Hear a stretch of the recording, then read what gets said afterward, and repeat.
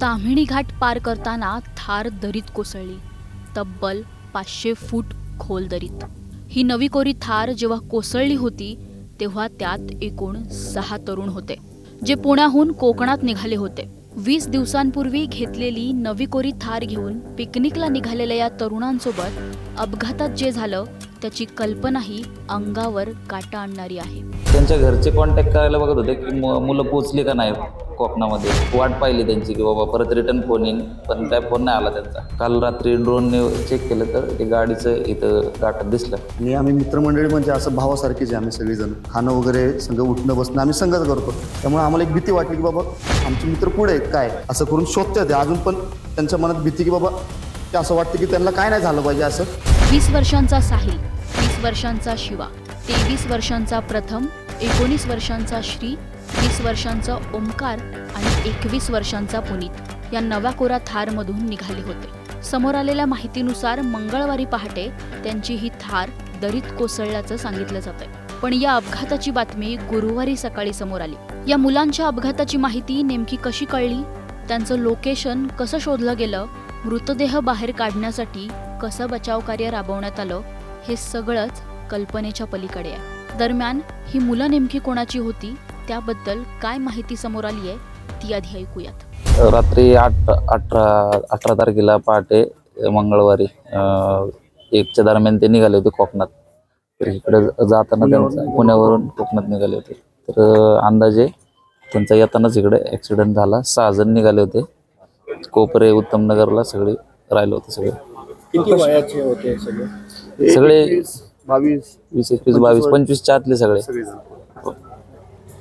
साधारणतः ही घटना कशी आपणास कळाली आणि कशा पद्धतीने आता शोध मोहीम सुरू आहे? त्यांच्या घरचे कॉन्टॅक्ट करायला बघत होते की मुलं पोचली का नाही कोकणामध्ये। ते सांगून आले होते ना सगळ्यांना घरी जाणार आहे म्हणून। 3 दिवस राहायचा प्लॅन होता त्यांचा, तर ते काय ते फोन रिसिव्ह करत नव्हते। त्यामुळं वाट पाहिली त्यांची की बाबा परत रिटर्न फोन येईन, पण काय फोन नाही आला त्यांचा। रात्री आम्ही 11:30-12 पर्यंत आम्ही स्वतः येऊन तपासलं, त्यांचं लोकेशन काढलं पोलिसांमार्फत, त्या लोकेशनवर नव्हते। मग काल रात्री ड्रोनने चेक केलं तर ते गाडीचं इथं गाठात दिसलं, गाडीचा टप। त्यामुळे अंदाज लागून रेस्क्यूवाल्यांनी सकाळी तपास लावला।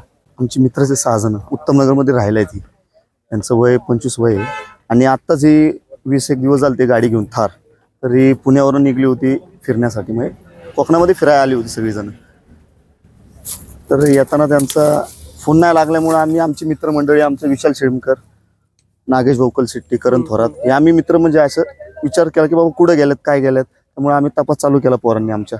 हे आमचे वेल्हे गावाचे सरपंच आहेत, पण यांनी इकडं तपास चौकीला गेले, तपास चालू केला बाबा काय आहे काय नाही। मग ह्यांनी सगळं मॅप वगैरे आणला बाबा कुठे काय। मग इथून ह्यांना आधी लोकेशन गावलं की फिरायला गेलेले आहेत पुढं, तर हे तिकडं पण शोधून आले। त्याच्यानंतर त्यांना काही गावलं नाही। 2 दिवस इथंच राहून पोरं सगळे आमची शोधत होते। तर मग चौकीवाल्यांकडनं रेस्क्यू टीमनी मदत केली आम्हाला की बाबा इथं शोधू आपण। तर इथं शोधल्यानंतर खाली गेल्यानंतर त्यांना गाडीचं पुढची हेडलाईट गावली। त्याच्यानंतर मग ड्रोननी हे सगळं चालू केलं। मग आमच्या पोरांनी चालू केलं की बाबा इथं बघू। मग रेस्क्यू टीमने आम्हाला मदत केली आणि इकडं चालू केलं बघण्यासाठी। घटना ज्यावेळेला तुम्हाला समजली त्यामुळं त्यानंतर मित्र म्हणून कशा पद्धतीने तुम्ही या ठिकाणी शोध घेण्यासाठी किंवा कोणत्या यंत्रणांना पहिल्यांदा भेटलो? आम्ही पोलीस चौकीत गेलो आधी। चौकीनंतर आम्हाला सहकार्य केलं रेस्क्यू टीमने, चांगलं सहकार्य केलं की बाबा इथं बघू आपण हे करू। तर ह्याच्यानंतर आम्ही चालू केलं सगळं। आणि आम्ही मित्रमंडळी म्हणजे असं भावासारखेच आहे आम्ही सगळेजण, की आम्ही सगळेजण आम्ही संघ राहतो, म्हणजे खाणं वगैरे संघ उठणं बसणं आम्ही संघच करतो। त्यामुळे आम्हाला एक भीती वाटली की बाबा आमचे मित्र पुढे आहेत काय।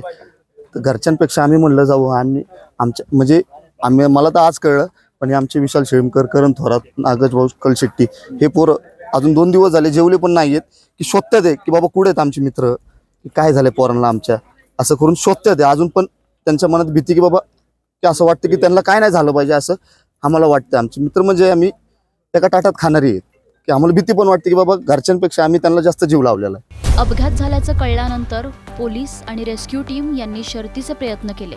त्याबद्दल पोलीस आणि रेस्क्यू टीम करणाऱ्यांनी जे सांगितलंय तेही थरारक आहे। पुणे आणि कोकणाला जोडणारा हा ताम्हिणी घाट आहे। ताम्हिणी घाटात अपघात वारंवार होतात। परवाच ही घटना घडलेली आहे. पुणे जिल्ह्यातल्या जी तरुण आहेत 6 थार घेऊन या ठिकाणी आले, त्यांचा टर्न या ठिकाणी बसला नाही म्हणून 800 फूट दरीत ही गाडी गेलेली आहे. तुम्ही बघू शकता भयानक ही परिस्थिती आहे. गाडी चूर झालेला आहे. 6 जण जे आहेत ते बेपत्ता आहेत. पण आज जे रेस्क्यू टीम या ठिकाणी पोहोचली आणि त्या पोहोचून 4 जे आहेत मृतदेह ठिकाणी सापडलेले आहेत. आपल्यासोबत पोलीस आहेत माणगावचे, त्यांना आपण विचारूया, सर ही घटना कशी घडली आणि किती जण होते? पुणे शहरवरनं ही जी 6 मुलं निघालीत ना, 6 लोकांची मिसिंगची तक्रार त्यांनी पुणे शहरला दिलेली होती. तर ही मुलं जी आहेत ही कोकणामध्ये फिरायला गेलेली होती आणि कालपासून परवापासून त्यांच्या घरच्यांशी कोणाशी संपर्कच होत नव्हता. पण नातेवाईकांनी यांच्याशी संपर्क केला.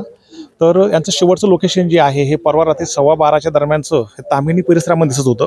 त्यावर थोडीशी शंका आली की कदाचित गाडी अपघात होऊन कुठेतरी खाली गेली असावी दरीमध्ये. तर त्या अनुषंगाने आज आम्ही रेस्क्यू टीमच्या मदतीने ड्रोनच्या सहाय्याने सर्च केला असता खाली एक गाडी आम्हाला सकाळी दिसून आली आणि त्यावरून मग आता सध्या शोधकार्य चालू आहे. सध्या 4 डेड बॉडीज ज्या आहेत त्या दिसत आहेत खाली.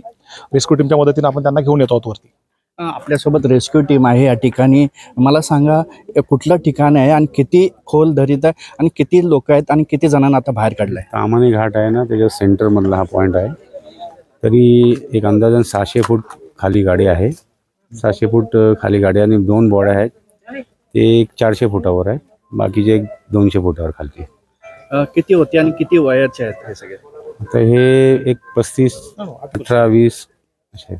आतापर्यंत बाहेर काढलेलं आहे? हा, आता एक बॉडी रॅप करते खाली, आता ती वरती काढण्यात येईल थोडं. खरंच ही भयानक घटना आहे. या ठिकाणी जी तामणी घाटातली जी दरी आहे 700 ते 800 या ठिकाणी थार गेलेली आहेत. त्यात 6 जण आतापर्यंत बेपत्ता आहेत. 4 जण सापडलेले, त्यांना आता ह्या रेस्क्यू करण्यात येणार आहे. मोहन जाधव, न्यूज 18 लोकमत, रायगड.